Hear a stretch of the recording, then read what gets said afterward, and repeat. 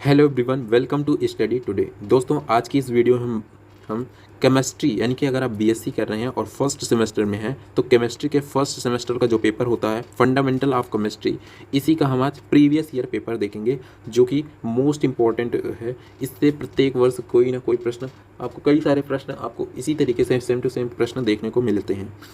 तो चलिए हम देखते हैं कि जो बीएससी फर्स्ट सेमेस्टर का जो प्रीवियस ईयर पेपर है इसमें किस तरीके के प्रश्न पूछे गए हैं। ये टोटल 2 घंटे का इसमें टाइम मिलता है और इसमें जो 75 नंबर टोटल इसके पेपर होता है, 75 नंबर का ये पेपर टोटल 3 सेक्शन में बटा होता है, सेक्शन ए, सेक्शन बी और सेक्शन सी। सेक्शन ए में शॉर्ट आंसर क्वेश्चन पूछे जाते हैं, सेक्शन बी में मतलब कि लघु उत्तरीय और सेक्शन सी में दीर्घ उत्तरीय प्रश्न पूछे जाते हैं। सेक्शन ए टोटल 9 अंकों का होता है और सेक्शन जो बी होता है वो टोटल 36 अंकों का और सेक्शन सी जो होता है 30 अंकों का। तो चलिए अब देखते हैं सेक्शन ए को हम कि किस तरीके से प्रश्न पूछे गए हैं। तो चलिए देखते हैं। सबसे पहले सेक्शन ए में जो है, यहाँ पर आप देख सकते हैं सेक्शन ए का जो है पहला प्रश्न। तो सेक्शन ए का जो पहला प्रश्न है इसमें बताना है ध्रुवणीयता प्रदिश को उपयुक्त उदाहरण देकर समझाइए। तो ध्रुवणीयता प्रदिश को उपयुक्त उदाहरण देकर समझाना है, यानी कि आपको बताना है discuss polarisability with suitable examples. तो आपको इसके विषय में आपको बताना है कि पोलराइजेबिलिटी क्या होता है, इसको एग्जाम्पल के साथ आपको, यानी कि जो सुटेबल एग्जाम्पल है उसको आपको इसमें देने हैं। अब हम चलते हैं अगला जो प्रश्न है, जो अगले प्रश्न में हमें बताना है, जो इसका इस सेक्शन का जो दूसरा प्रश्न है उसमें बताना है discuss sp3 hybridization with suitable example. तो sp3 जो हाइब्रिडाइजेशन होता है इसके यानी कि सुटेबल एग्जाम्पल के साथ बताना है, sp3 संकरण को उपयुक्त उदाहरण देकर समझाइए। अब हम चलते हैं अगले प्रश्न की ओर। तो अगला प्रश्न जो है इस सेक्शन का जो तीसरा प्रश्न है उसमें आपको बताना है आयनन विभव क्या है, यानी कि explain what is ionization potential. ठीक है, तो आपको बताना है कि आयोनाइजेशन पोटेंशियल क्या होता है इसके विषय में। अब हम चलते हैं अगला प्रश्न जो चौथा है उसके विषय में आपको बताना है। तो what is the carbanion explain with suitable example, यानी कि कार्बन ऋणायन क्या है, उपयुक्त उदाहरण देकर समझाना है। तो कार्बन ऋणायन क्या है इसके विषय में आपको बताना है। चलिए अब अगले प्रश्न की ओर देखते हैं, यानी इस सेक्शन का जो अंतिम प्रश्न है उसे देखते हैं। एक्सप्लेन कॉम्बिनेशन, यानी कि कॉम्बिनेशन को समझाइए, जो कि मैथमेटिकल यानी कि यूनिट, यानी कि जो मैथमेटिक से संबंधित यूनिट है उससे प्रश्न पूछा गया है। तो यहाँ इस तरीके से टोटल सेक्शन ए के 5 प्रश्न थे। इन 5 प्रश्नों में से आपको केवल 3 प्रश्न करने हैं। ये काफ़ी इंपॉर्टेंट प्रश्न हैं, इनमें से कोई ना कोई प्रश्न प्रत्येक वर्ष पूछा ही जाता है। तो आपको इसमें से जो भी इजी लगे उनसे इस तरीके से आप कर सकते हैं। अब हम चलते हैं अगले प्रश्न की ओर, देखते हैं हम लोग कि अगले सेक्शन को देखते हैं। सेक्शन जो बी है उसमें देखते हैं। सेक्शन बी में जो क्वेश्चन पूछे गए उन्हें देखते हैं। तो सेक्शन बी में टोटल आपको 7 प्रश्न दिए जाएंगे, उनमें से आपको केवल 4 प्रश्नों का ही उत्तर आपको लिखना होगा। तो चलिए देखते हैं कौन कौन से प्रश्न हैं। तो सबसे पहला जो दूसरे का फर्स्ट प्रश्न है इसमें पूछा गया है कि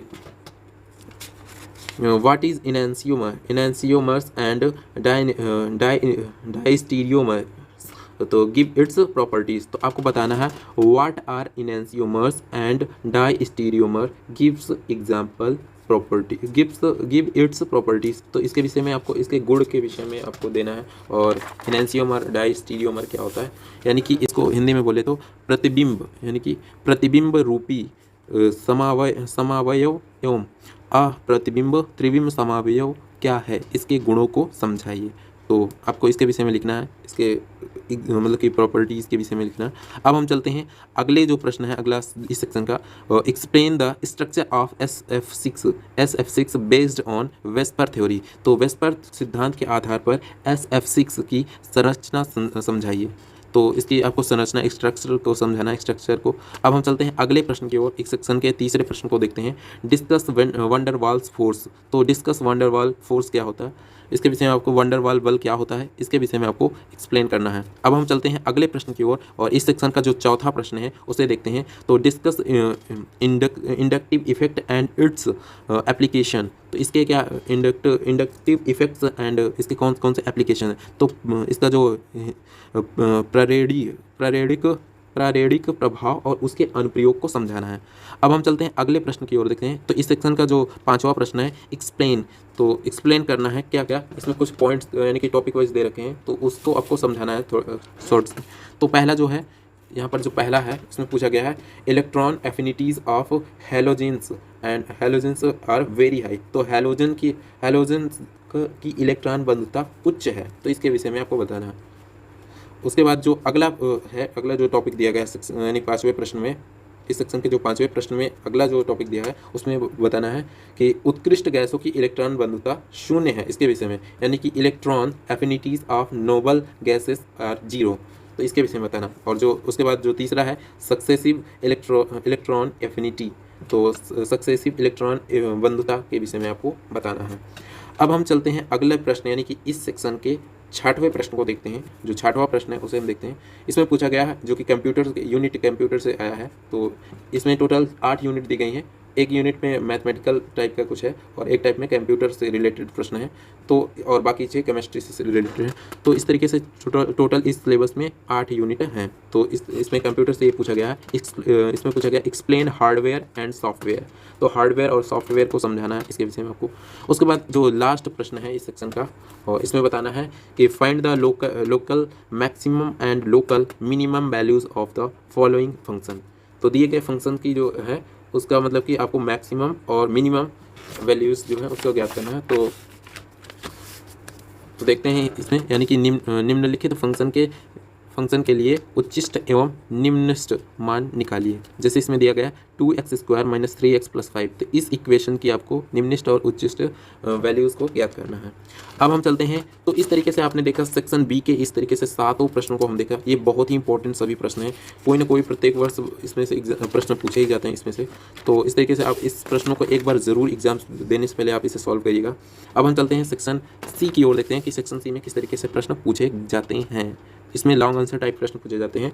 और जो इसमें का जो पहला प्रश्न है इसमें पूछा गया है कि discuss all the confirmation of ethane and arrange them in their decreasing order of stability. तो इसको आपको क्या करना है, स्टेबिलिटी यानी कि इसमें आपको इथेन के सभी कॉन्फर्मेशंस की व्याख्या करते हुए उनके स्थायित्व के घटते हुए क्रम में व्यवस्थित करना है।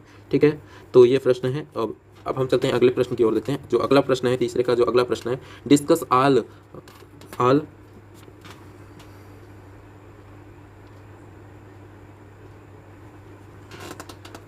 जो अगला प्रश्न है, discuss all postulates of molecules orbital theory या मोटी विथ एग्जाम्पल ऑफ N2। तो N2 का उदाहरण देकर आणविक कोश सिद्धांत के सभी प्रतिपादों का समझाइए। तो N2 का जो उदाहरण देकर आपको आणविक कोश यानी कि MOT मॉलिक्यूलर ऑर्बिटल यानी कि ये जो होते हैं इसके यानी कि सिद्धांत जो थ्योरी मॉलिक्यूलर ऑर्बिटल जो थ्योरी होती है उसके यानी कि उसके सिद्धांत के सभी प्रतिपादों को समझाना है।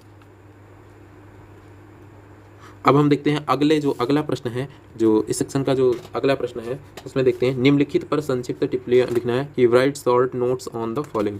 तो इसमें कुछ टॉपिक्स दिए गए हैं तो उन पे आपको शॉर्ट्स में लिखना है। तो सबसे पहले देखते हैं, पहला है इलेक्ट्रोमेट्रिक इफेक्ट, तो यानी कि इलेक्ट्रोमेट्रिक जो प्रभाव होता है उसके विषय में लिखना है। उसके बाद शील्डिंग इफेक्ट यानी कि परिरक्षण प्रभाव, उसके बाद बॉन्ड लेंथ यानी कि बंध लंबाई के विषय में आपको लिखना है।